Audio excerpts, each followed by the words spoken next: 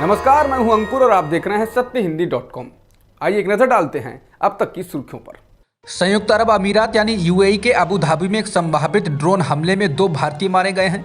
Abu Dhabi police के अनुसार हमले में कुल मिलाकर 3 लोगों की मौत हुई है और कम से कम 6 लोग घायल हुए हैं। पुलिस ने कहा है कि अबू धाबी में सोमवार को एक संभावित ड्रोन हमले से 3 तेल टैंकरों में विस्फोट हुआ और अबू धाबी अंतर्राष्ट्रीय हवाई अड्डे के बाहरी क्षेत्रों में आग लग गई। अबू धाबी पुलिस ने मृतकों की पहचान 2 भारतीय नागरिकों और एक पाकिस्तानी नागरिक के रूप में की है। इसने घायलों की पहचान नहीं की है। इनके बारे में पुलिस ने कहा है कि उन्हें मामूली या मध्यम दर्जे की चोटें आई हैं।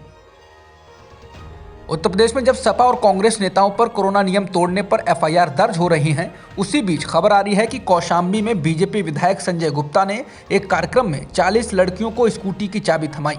सपा का आरोप है कि कोरोना गाइडलाइंस का उल्लंघन कर ये कार्यक्रम हुआ है। क्या चुनाव आयोग को ये सब दिख रहा है या नहीं? संजय गुप्ता चायल से बीजेपी विधायक हैं। उन पर पहले भी जमीन हड़पने वगैरह के आरोप लग रहे हैं, लेकिन आज हुए कार्यक्रम से वो विवादों में घिर गए हैं। आज महिलाओं का सम्मान कार्यक्रम आयोजित किया गया। इसमें बड़ी तादाद में भीड़ जुटाई गई। इस कार्यक्रम में 40 लड़कियों को स्कूटी की चाबी बीजेपी विधायक संजय गुप्ता ने सौंपी। कथित तौर पर एक संगठन ने 40 लड़कियों को विजेता घोषित किया था। समाजवादी पार्टी सुप्रीमो अखिलेश यादव ने आज किसानों को लेकर बड़ी घोषणाएं की हैं। उन्होंने कहा कि उत्तर प्रदेश में अगर सपा सरकार आई तो हमारी सरकार सभी फसलों की एमएसपी तय करेगी और गन्ने के भुगतान की व्यवस्था 15 दिनों में कराई जाएगी। इसके अलावा किसानों को ब्याज मुक्त लोन और बीमा पेंशन की सुविधा दी जाएगी और किसानों पर लगे मुकदमे वापस किए जाएंगे। अखिलेश यादव ने लखीमपुर खीरी में घायल हुए किसान नेता तेजेंद्र सिंह विर्क के साथ अन्य संकल्प लिया, जिसमें बीजेपी को हटाने और हराने का संकल्प लिया गया। अखिलेश ने कहा कि किसानों के सम्मान के लिए वो कभी भी पीछे नहीं हटेंगे। उन्होंने कहा कि सपा तेजेंद्र सिंह विर्क का सम्मान करेगी। वो लखीमपुर खीरी में किसानों के संघर्ष में शामिल थे।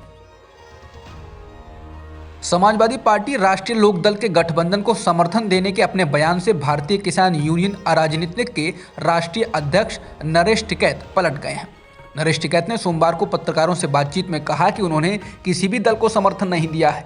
सोमवार को नरेश टिकैत की केंद्रीय मंत्री संजीव बालियान से भी मुलाकात हुई। उसके बाद ही नरेश टिकैत ने ये यू टर्न लिया है। नरेश टिकैत ने पत्रकारों से कहा कि उनके पास सभी राजनीतिक दलों के लोग आते हैं। उन्होंने कहा कि हम किसी राजनीतिक दल की सभा में नहीं जाएंगे। इस बारे में किसान नेता राकेश टिकैत ने कहा है कि नरेश टिकैत ने किसी भी दल का समर्थन नहीं किया। नरेश टिकैत राकेश टिकैत के बड़े भाई हैं। आखिर मतदान के दौरान किस किस श्रेणी के लोग पोस्टल बैलेट डाल सकते हैं, इस पर केंद्रीय चुनाव आयोग ने स्थिति साफ की है। इस बार 5 राज्यों के विधानसभा चुनाव में पोस्टल बैलेट महत्वपूर्ण भूमिका अदा करने वाले हैं। चुनाव आयोग ने 5 राज्यों में होने वाले विधानसभा चुनाव के मद्देनजर आज 13 आवश्यक सेवाओं से जुड़े लोगों को पोस्टल बैलेट का अधिकार देते हुए नोटिफिकेशन भी जारी कर दिया है। चुनाव आयोग की सूची के मुताबिक सूचना विभाग, स्वास्थ्य और परिवार कल्याण, इमरजेंसी और एम्बुलेंस, डाक विभाग, यातायात विभाग, रेलवे, बिजली विभाग, नागरिक उड्डयन विभाग, UP metro rail corporation, fire brigade, food supply विभाग, भारतीय खाद्य निगम, दूरदर्शन, आकाशवाणी और बीएसएनएल चुनाव आयोग से अधिकृत प्राप्त पत्रकार शामिल हैं।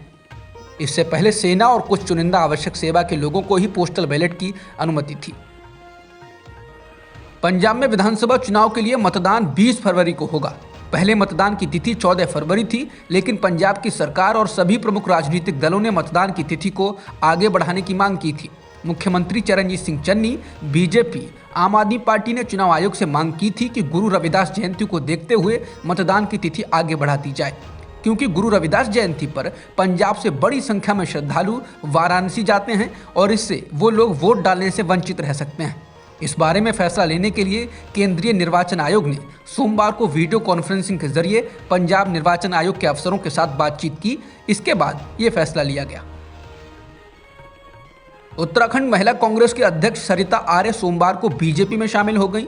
सरिता आर्य को मुख्यमंत्री पुष्कर सिंह धामी और उत्तराखंड बीजेपी के अध्यक्ष मदन कौशिक ने पार्टी में शामिल किया। सरिता आर्य ने कहा कि कांग्रेस में महिलाओं को नजरअंदाज किया जा रहा है और इसलिए उन्होंने पार्टी छोड़ने का फैसला किया। सरिता आर्य नैनीताल सीट से विधायक रही हैं और इस बार भी वहां से टिकट मांग रही थीं, लेकिन पूर्व कैबिनेट मंत्री यशपाल आर्य के बेटे संजीव आर्य को नैनीताल से टिकट मिलना तय माना जा रहा है। ऐसे में सरिता आर्य को टिकट मिलना मुश्किल था। अब ये लगभग तय है कि बीजेपी सरिता आर्य को नैनीताल सीट से चुनाव मैदान में उतारेगी। उत्तराखंड बीजेपी द्वारा 6 साल के लिए पार्टी से निष्कासित किए जाने के बाद राज्य सरकार में मंत्री रहे हरक सिंह रावत ने कहा कि राज्य में कांग्रेस की सरकार बनने जा रही है और वो कांग्रेस के लिए काम करेंगे। उन्होंने कहा कि मुझे इन लोगों ने निकाल दिया तो क्या करूंगा, घर तो बैठूंगा नहीं, इसलिए कांग्रेस के लिए काम करूंगा। अब मैं कांग्रेस के साथ बातचीत करूंगा और कांग्रेस में शामिल होऊंगा। प्रदेश में कांग्रेस की सरकार बनने जा रही है और वो भी पूर्ण बहुमत के साथ। बिहार सरकार में सहयोगी बीजेपी और जेडीयू के बीच मतभेद थमने का नाम नहीं ले रहे हैं। अब तो बिहार बीजेपी अध्यक्ष संजय जायसवाल ने जेडीयू नेताओं को खुली चेतावनी दे दी है और कहा है कि अगर वे लोग प्रधानमंत्री से ट्विटर खेलकर सवाल करना बंद नहीं करेंगे तो बिहार के 76 लाख भाजपा कार्यकर्ता इसका जवाब देना जानते हैं। बता दें, हाल ही में जेडीयू के राष्ट्रीय अध्यक्ष राजीव रंजन और संसदीय बोर्ड के अध्यक्ष उपेंद्र कुशवाहा ने पीएम मोदी को पत्र लिखकर कहा था कि वो प्रसिद्ध नाटककार दया प्रकाश सिन्हा को दिया गया पद्मश्री वापस लें, क्योंकि उन्होंने राजा अशोक और औरंगजेब की तुलना की और टिप्पणियां की। वहीं बिहार बीजेपी अध्यक्ष जायसवाल ने अशोक और मुगल शासक औरंगजेब को एक जैसा दिखाने के लिए लेखक के खिलाफ एफआईआर दर्ज कराई है। इसी को लेकर जायसवाल ने कहा, क्योंकि नीतीश सरकार सिन्हा को गिरफ्तार नहीं करती है, बल्कि इसके बजाय नीतीश कुमार की पार्टी के नेता पुरस्कार वापस लेने की मांग कर रहे हैं। उन्होंने कहा कि एनडीए गठबंधन को मजबूत रखने के लिए मर्यादाओं का ख्याल रखना चाहिए, ये एक तरफा अब नहीं चलेगा। केंद्रीय मंत्री नारायण राणे के बेटे और बीजेपी विधायक नीतेश राणे की मुश्किलें बढ़ गई हैं। नीतेश राणे की मुंबई हाईकोर्ट से अग्रिम जमानत की याचिका खारिज हो गई है। दरअसल नीतेश राणे ने शिवसेना कार्यकर्ता के ऊपर हुए हमले में अपनी गिरफ्तारी से बचने के लिए मुंबई हाईकोर्ट का दरवाजा खटखटाया था। हाईकोर्ट द्वारा अग्रिम जमानत की याचिका खारिज किए जाने से नीतेश राणे के ऊपर अब गिरफ्तारी की तलवार लटक गई है। महाराष्ट्र में कोऑपरेटिव बैंक के चुनाव के दौरान शिवसेना के एक कार्यकर्ता पर जानलेवा हमला हुआ था, जिसमें नीतेश राणे और उनके सहयोगियों के खिलाफ मामला दर्ज किया गया था। हरिद्वार में आयोजित हुई जहरीली धर्म संसद के खिलाफ विदेशों में रहने वाले प्रवासी भारतीय भी लगातार आवाज उठा रहे हैं। अमेरिका में प्रवासी भारतीयों के समूह के साथ ही जेनोसाइड वॉच और एमनेस्टी इंटरनेशनल इस मामले में अमेरिकी संसद में सुनवाई कराने की कोशिश कर रहे हैं। हरिद्वार में हुई धर्म संसद में मुसलमानों के नरसंहार की बातें की गईं और उसके बाद उत्तराखंड की पुलिस का रवैया भी इस मामले में बेहद खराब रहा। जेनोसाइड वॉच के अध्यक्ष ग्रेगरी स्टैंटेन ने कहा कि हम इस मामले में 2 दलों वाले लैंटोस मानवाधिकार आयोग द्वारा सुनवाई कराने की मांग कर रहे हैं। ग्रेगरी ने यह बात प्रवासी भारतीयों के समूह के द्वारा आयोजित एक ब्रीफिंग में कही। इन समूहों में इंडियन अमेरिकन मुस्लिम काउंसिल और हिंदूज ह्यूमन राइट्स आदि शामिल थे। ग्रेगरी ने कहा कि सुनवाई का उद्देश्य भारत की नरेंद्र मोदी सरकार को इस बात की चेतावनी देने का है कि उसे नरसंहार के उकसावे की निंदा करनी चाहिए। उत्तराखंड पुलिस ने साफ किया है कि 4 जनवरी को नरसिंहानंद की गिरफ्तारी हरिद्वार धर्म संसद मामले में भी की गई है। हालांकि उसे महिलाओं पर कुछ आपत्तिजनक टिप्पणियों के सिलसिले में गिरफ्तार किया गया था, लेकिन जब उसे अदालत के सामने पेश किया गया तो वहां हरिद्वार धर्म संसद मामले की एफआईआर का भी उल्लेख किया गया। गाजियाबाद में डासना मंदिर का विवादास्पद पुजारी यति नरसिंहानंद 17 से 19 दिसंबर की धर्म संसद का मुख्य आयोजक था। इस कार्यक्रम में मुसलमानों का जनसंहार की धमकियां दी गई थी। नरसिंहानंद को शनिवार देर शाम हरिद्वार में गिरफ्तार किया गया था। कोरोना महामारी के दौर में भारत में असमानता का स्तर बहुत तेजी से बढ़ा है। इस दौरान अमीर लोगों की संपत्ति में दोगुनी से ज्यादा का इजाफा हुआ तो 2020 में गरीबों की संख्या दोगुनी होकर 134 मिलियन हो गई, जो कि प्यू रिसर्च के अनुमान से अधिक है। ऑक्सफैम इंडिया की रिपोर्ट में कहा गया है कि कोविड-19 महामारी के दौरान अमीरों की संपत्ति दोगुनी से ज्यादा हो गई। वहीं दूसरी ओर एक बड़ी जनसंख्या महामारी और गरीबी से जूझती रही। इस रिपोर्ट में सलाह दी गई है कि सरकार को संपत्ति वितरण की अपनी नीतियों में बदलाव करने पर ध्यान देना चाहिए। रिपोर्ट के मुताबिक जब कोरोना की दूसरी लहर में लोगों की जानें जा रही थीं, लाशों से शमशान पटे पड़े थे, उस वक्त देश में 40 नए लोग अरबपति बन गए। इन लोगों के पास कुल मिलाकर $720 बिलियन की संपत्ति है। अगर भारत की 40% जनसंख्या की कुल संपत्ति मिला दें तो भी ये उससे ज्यादा है। ऑक्सफैम की रिपोर्ट में कहा गया है कि महामारी की शुरुआत में 84% परिवारों की आय में गिरावट आई और भारत उप सहारा अफ्रीका की कतार में खड़ा हो गया। वहां गरीबों में सबसे अधिक वृद्धि दर्ज की गई है।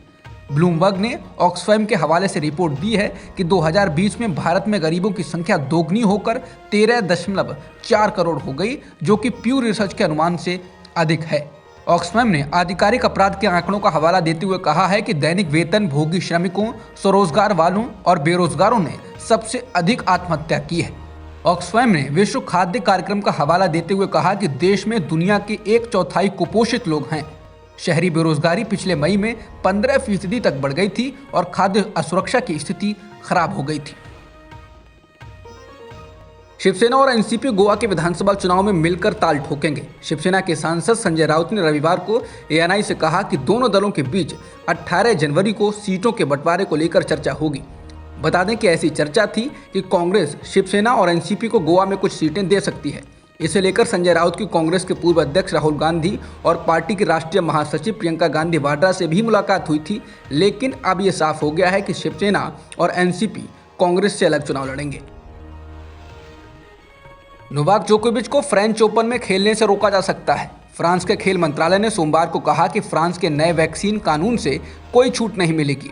दुनिया के नंबर 1 जोकोविच, जिन्होंने कोविड-19 टीका नहीं लगवाया है, कुछ साल के पहले ग्रैंड स्लैम टूर्नामेंट से रविवार को ऑस्ट्रेलिया से जाने को कह दिया गया था, क्योंकि जोकोविच उनका वीज़ा रद्द करने के लिए कानूनी लड़ाई हार गए थे। रविवार को संसद द्वारा अनुमोदित फ्रांस के वैक्सीन कानून के तहत लोगों को सार्वजनिक स्थानों जैसे रेस्तरां, कैफे, सिनेमा और लंबी दूरी की ट्रेनों में प्रवेश करने के लिए वैक्सीनेशन का प्रमाण पत्र रखना होगा। अब तक की खबरों में इतना ही। बाकी खबरों के लिए बने रहिए सत्यहिंदी.com के साथ। सत्य हिंदी का ऐप डाउनलोड करें गूगल प्ले स्टोर पर।